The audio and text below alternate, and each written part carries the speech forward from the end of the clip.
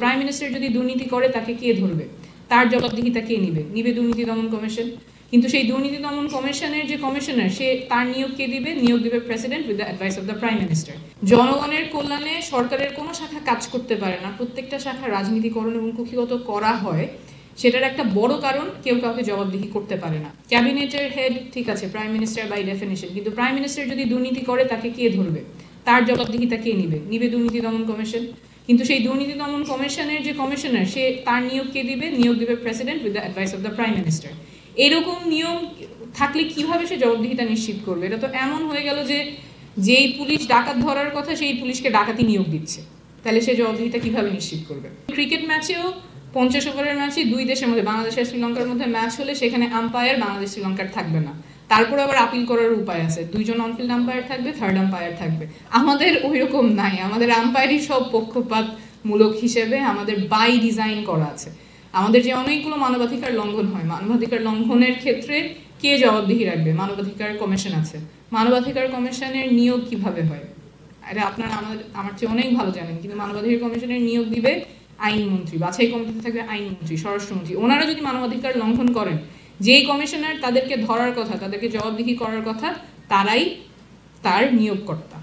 যেই বাছাই কমিটি আছে 7 সদস্যের বাছাই কমিটি, সেখানে বাছাই কমিটিতে আছে আইনমন্ত্রী, স্বরাষ্ট্রমন্ত্রী, মন্ত্রী পরিষদ সচিব, স্পিকার, আইন কমিশনের প্রধান, এবং স্পিকার মনোনয়ন করবেন 2 জন এমপিকে, যে একজন দলের এবং আরেকজন বিরোধী দলের। অর্থাৎ এই 7 জনের মধ্যে নিউট্রালিটি এনশোর করার কোনো উপায় নেই।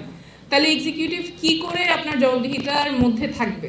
যদি কোনো মন্ত্রী দুর্নীতি করে, যদি কোনো মন্ত্রী মানবাধিকার লঙ্ঘন করে, যদি প্রধানমন্ত্রী দুর্নীতি করে, তাকে ধরার উপায় কি? কে তার জবাবদিহিতা নিশ্চিত করবে? যার জবাবদিহিতা নিশ্চিত করার কথা তার নিয়োগকর্তা উনি নিজেই।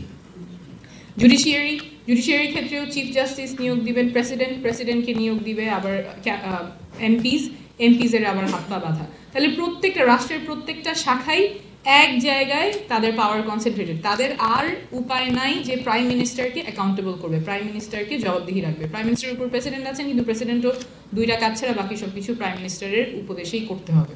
তাহলে যদি আমাদের দেশের প্রাইম মিনিস্টার যদি দুর্নীতি করেন, যদি মানবাধিকার লঙ্ঘন করেন, যদি জনগণের পক্ষে কাজ না করেন, তাহলে তাকে সরানোর উপায় কি?